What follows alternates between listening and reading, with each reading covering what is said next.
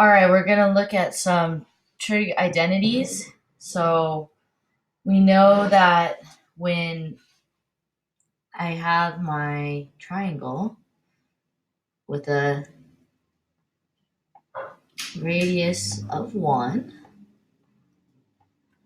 this point right here, x comma y, relates to the lengths of the legs. So what I know is that x is equal to the cosine of theta, if this is theta, and y is equal to the tangent, not tangent, the sine of theta.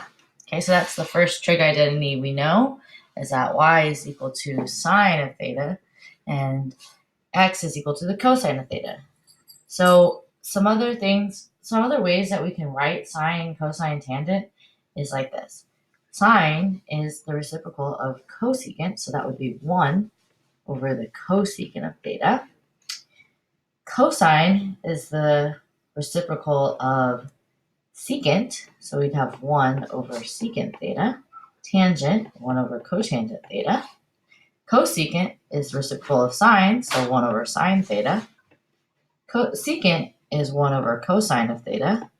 And cotangent is 1 over tangent. So sometimes I see something in my equation maybe written like this, 1 over tangent theta, and I want to replace it with cotangent theta. Okay? Another thing that we know are the quotient identities. So again, let's get ourselves the diagram. So we got x comma y, which is our sine theta cosine theta is equal to y is equal to x. Tangent, remember, is just like the slope of the hypotenuse. So that would be the rise, the y of the triangle over the x length of the triangle. Or we can replace that with our identities, or our trig ratios, sine theta over cosine theta. See, we have sine theta over cosine theta. Cotangent is reciprocal, so x over y. So that gives me the cosine of theta over the sine of theta. All right, Pythagorean identities are as such. If I have a triangle, x and y, I have r as my radius, y as my height, and x as my x value. Then I know that x squared plus y squared equals r squared, or in this case, because it is a unit circle, is equal to 1 squared. Now, we're going to use that and replace that with our sine and cosine. So we get sine theta squared plus cosine theta squared is equal to 1. We don't usually write it like this. So in a book, you'll see sine squared theta. These mean the same, plus cosine squared theta plus or equals 1. So this is a huge trig identity here.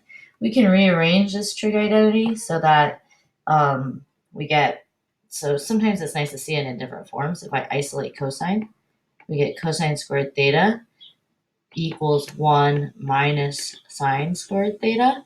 Or sometimes if you want to isolate sine squared theta, we can have 1 minus cosine squared theta. These are all equal, just rearranged. Okay, so another trig identity is when we take our sine squared theta plus cosine squared theta is equal to 1, and we divide everything by sine squared theta. So this is just another way to write this identity. Okay, so sine squared theta divided by sine squared theta would give me 1 plus, what is cosine divided by sine? Remember, that is cotangent, but it's cosine squared divided by sine squared, so this would be cotangent squared theta is equal to 1 over sine is this guy, 1 over sine, which is cosecant, equals the cosecant squared theta. This is another identity that is of the same value, it's just rewritten a different way. Okay. Again, we can rearrange these, so I can put like 1 is equal to, let's subtract the cotangent to the other side. So cosecant squared theta minus cotangent squared theta. Or maybe you want to get cotangent squared theta by itself. It's equal to the cosecant squared theta, and then subtracting 1 to the other side, so minus 1. Again, all the same, just rearranged. Another way we can write our Pythagorean identity, which is really, all of these are the same, they just are represented in a little bit different way. I think about it as if, like, every day you wear different clothes, but you're still the same person underneath them. Okay? Cosine squared theta divided by cosine squared theta. So cosine squared theta, sine squared theta divided by cosine squared theta is our quotient property. Ooh. Tangent theta. So tangent squared theta plus 1 is equal to 1 over cosine is secant theta. So we get secant squared theta. Again, same identity, different way. Let's rearrange them. I'm going to subtract 1 to the other side. So I get the tangent squared theta is equal to secant squared theta minus 1. Or let's say I wanted to subtract tangent squared theta for both sides. So sometimes we see this as 1 is equal to secant squared theta minus tangent squared theta. Again, all identities, just packaged in a different way. Okay, so here's what we're going to do. We're going to use our identities from above to prove that cosine theta times secant theta is equal to 1. So a pretty big trick is to write your equation in terms of sine and cosine. So how can I replace secant so that it uses sine and cosine?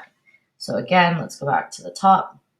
Let's say I have this one, secant theta is equal to 1 over cosine theta. So I'm going to try that. Get cosine theta times 1 over secant theta is equal to 1. Now, you can only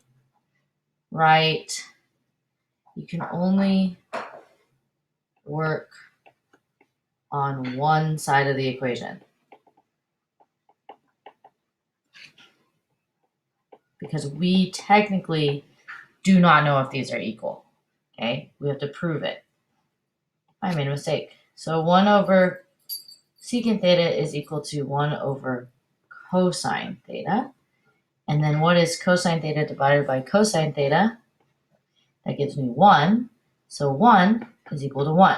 Do we prove the left side is identical to the right side? Yes. Okay, so we verified. Boom.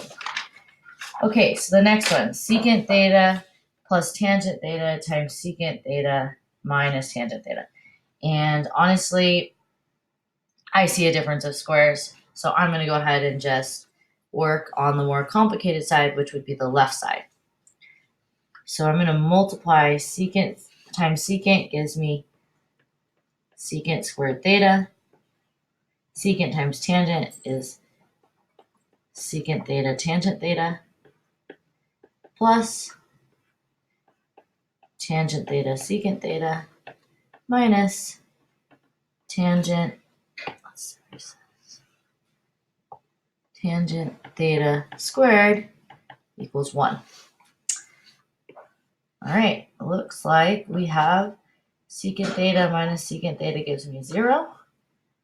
And then so I get secant squared theta minus tangent squared theta is equal to 1. Again, only working on one side of the equation.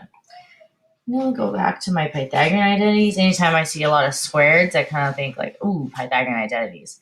So what does secant squared theta tangent squared theta equal to? And I can see that secant squared theta minus tangent squared theta right there is equal to 1. So I can say that this whole dealy bopper right here, 1 is equal to 1. And so we verified the left side is congruent to the right side.